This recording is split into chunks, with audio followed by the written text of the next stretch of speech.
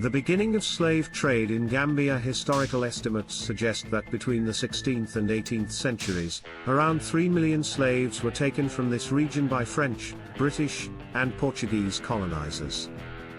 Enslaved people were subjected to brutal treatment and transported to Europe and, later, North America as forced labor. Initially used as domestic servants in Europe, the demand for enslaved laborers increased dramatically in North America during the 18th century. In 1807, the British Empire banned the slave trade and took steps to end it in the Gambia as well. Colonial administration and conflict with France. In 1816, Britain established a military base at what is now Banjul. The city came under British judicial and military control, governed from Sierra Leone, another British colony. Bathurst Island, now Banjul, at the river's mouth, became a hub for suppressing the slave trade. In response, France strengthened its presence in Senegal, especially on Guerre Island, which it controlled. France, being more ambitious in its colonial expansion than Britain, established a base in Medina, Upper Senegal, around the 1850s. In 1857, France relinquished control of the Gambia River region to Britain. In 1883, a French expedition reached Bamako, threatening British access to the Gambia River. As the scramble for Africa began in 1884, British interests in the region were put at risk.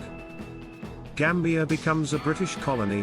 1888. In 1888, the Gambia became a separate British colony. After border demarcations with Senegal were finalized in 1889, Britain retained only a narrow strip of land along the Gambia River. This sliver of land, completely surrounded by French-controlled Senegal, came to be known as British Gambia. From 1894 onward, Britain administered this riverine area, dividing it into 35 districts governed by local commanders under British oversight. In 1901, a legislative council was formed, and by 1906, the slave trade was formally outlawed in the colony. World War II and aftermath. During World War II, Banjul became a refueling point for American aircraft. U.S. President Franklin D. Roosevelt even stayed overnight en route to the 1943 Casablanca Conference, marking the first time a U.S. president set foot on African soil. Following the war, demands for constitutional reform grew stronger. Britain gradually began to hand over administrative control to local authorities.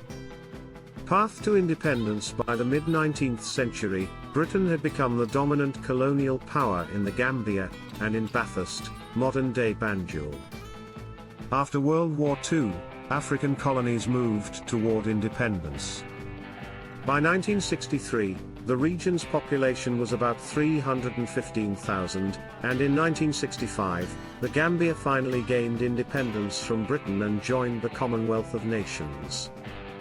Senegambia Confederation. In 1981, the Gambia and Senegal formed a loose union called the Senegambia Confederation, where Senegal's president served as head of state, and the Gambia's president as vice president.